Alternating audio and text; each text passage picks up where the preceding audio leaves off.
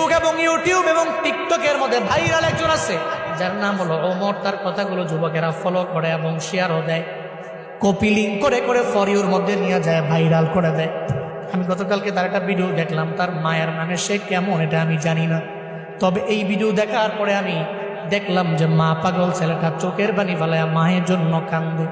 নেপালের পাহাড়ের সামনে দাঁড়াইয়া বলতেছে, আমার মা দুনিয়ার মধ্যে আমার সবচেয়ে বড় আপন। আমার মায়ের বিরুদ্ধে কথা বললে আমি কোনো আইনও মানি না, কাউরে আমি চিনি না, কারণ মায়ের মতো আপন আমার দুনিয়ার মধ্যে কেউ হতে পারে না। সে বলতে লাগলো, যখন আমার বাবা নাই, আমার মা ছাড়াই পৃথিবীতে আমার আপন যখন কেউ নাই, আমার মায়ের গার্মেন্টসে চাকরি করে করে করে করে কোনো রকম জিন্দেগি চালাইয়া আমারে ফালাইয়া যায় নাই, বরং পরিশ্রম করে করে আমার মা স্কুলের মধ্যে আমারে পড়াইল। আজকে আমি অনেক মশহুর হয়ে গেলাম, প্রসিদ্ধ হয়ে গেলাম, সবাই আমারে চিনে, তবে আমি মায়েরে ভুলতে পারি না।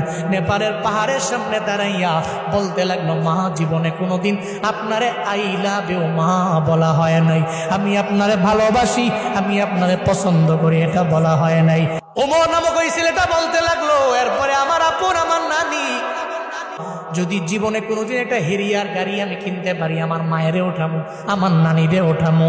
যুবকেরা তোমরা অন্যান্য বিষয়গুলো টিকটক দেখা দেখে অন্যজনকে ফলো করো, তবে এটা কেন ফলো করো না?